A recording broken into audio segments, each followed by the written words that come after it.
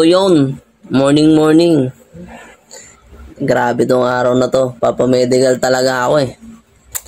Pero kita mo naman nangyari oh. Naggupit ako. Nakadalawang beses na. O, tingnan mo. O.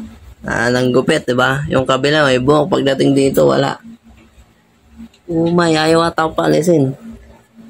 Papamedical ako eh. Dalawang battery na yun. Parehas na lobat. Di ko alam ba't na lobat. Parehas naman naka-charge yun. Ay nako. Halis talaga ako. Papamedical ako eh. Paalis pa rin ako. Mamaya, balitaan ko kayo. Ano to? At kaya ayaw ko. Pwede na kaya to. Alis na kaya akong ganito.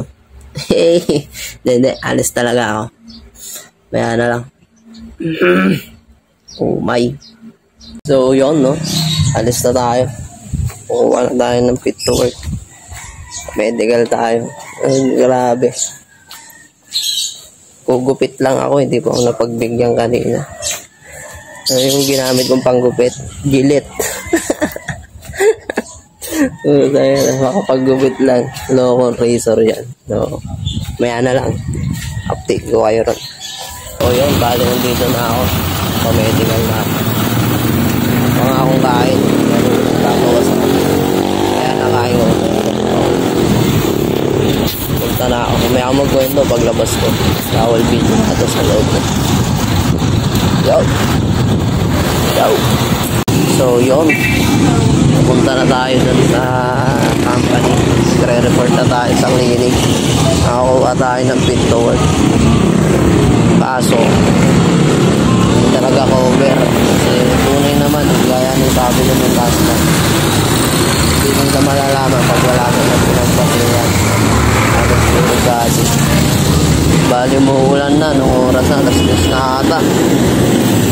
Tapos pa naman tayo, alas 4 yun. So bali ka na maya na lang ulit. Matawid lang ako. So yun, pauwi na tayo. So pinapabalik pa tayo sa Thursday. So bali rest day ko kasi bukas. Wala pa magagawa ron. Bali, pauwi na ako na ito. Sabi ng araw, sayang talaga. Isipin nyo ganyan, 19, 20, 21, 22, 23, 24, 25. 7 days, isang linggo. Isang linggo yung nasayang sa cut-off. Wala tayo magagawa. Hirap iwasan yung ano eh. Mga bawal, yun lang yung afford ng pera natin. Tapos mas malaki nawawala. Sabi pa nung isang doktor, yung bigay sa akin ng fit to work. Daw ako itlog ng itlog, di rin daw pala maganda yung taksa may gout. Problema to, ano kayang kakainin natin na ito, no? So, ganun na nga. Sunod lang tayo.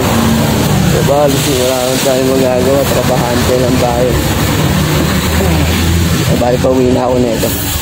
So, yun. Grabe. Bali, nakatulog tayo pagka-uwi. Nakapagod yung araw na yun. Tapos, di rin tayo nakapasok. Alam, makakapasok tayo pagka re-recta sana ako ng pasok eh. So, di tayo napagbigyan. Kailangan daw sundin yung andun sa fit to work. Eh, hindi nakalagay dun sa fit to work. Bukas yung fit to work ko. Ang kasunod na problema nun, rest day ko. Bali sa Thursday pa ako magre-report. Tapos makakapasok. Natawa yung aking tading. Gugulat. So, yun na. Di tayo nakapagpaalam, no. Video lang. Wala lang, update lang. Kala mo, dire-diretso ko na ulit. Pero nakapaisip talaga ako eh. Napakatindi. Kung pwede lang gawing dahilan yung kinulam ako, hindi ako pwede ipakita yun. Hindi ako paniniwalaan yun ng mga sa clinic. Kaya required talaga na gumastos talaga tayo para sa med-cert na yan. Pa-medical. Kaya malaman din talaga. Pagalitan pa nga ako ng doktor kasi pumunta ako doon, okay na ako. Fit to work talaga, okay na. Initial. Pero dapat talaga on the spot nung nagkasakit napunta ron. Kaso ang problema nga, mabigat tayo, walang bubuhat sa atin papunta ron. Hindi naman tayo kaya nung asawa ko. Kaya problema. Kasi pag nagpa-lab nga naman ako, usually, normal na yung uric ko, hindi na malalaman na mataas. Kung gout ba talaga. Yun yung sinasabi nung doktor, kahit na pinanood ko sa kanya yung video daw. Medyo visible naman, okay yun. Kaso iba pa rin daw kapag merong binabasihan o binabasa sila. Na sila mismo yung gumawa nung mga ganun nga, gaya ng laboratory. So, wala tayong magagawa ron. Hindi naman talaga nila actual nakita. 3 days, so linagay 3 days. Pero ganun pa rin. Pero, di natin pa rin maalis yung sinabi nga nung tropa na baka nga may bulong. Tapos, yung pala, papunta namin doon, kinulam. Yung kumpare ko tuloy, sa kanya pa sumanib. Ulit, no? Angas. Kaya palang bilis ng pagpayat ko. Kala ko normal lang. Pero humihina rin talaga na ako kumain kasi nga kailangan ko magbawas. Sinabi din naman ng doktor. Pero pinakamatindi, 60 na lang ako. Galing 70. Sa loob ng ilang buwan lang. Ilang buwan lang yun eh. Simula nung nagbawas ako eh. 60 na lang ako. 70 to 60. Halos 2 months ata ako nagbawas. Parang ang bilis pero nakakapagtaka. O dahil nga doon sa may bulong, ewan ko, di ko rin masabi kung ano pa talaga nangyayari sa akin. So, bala yun na. Peace out sa lahat. Sumama, nanood. Nakitambay.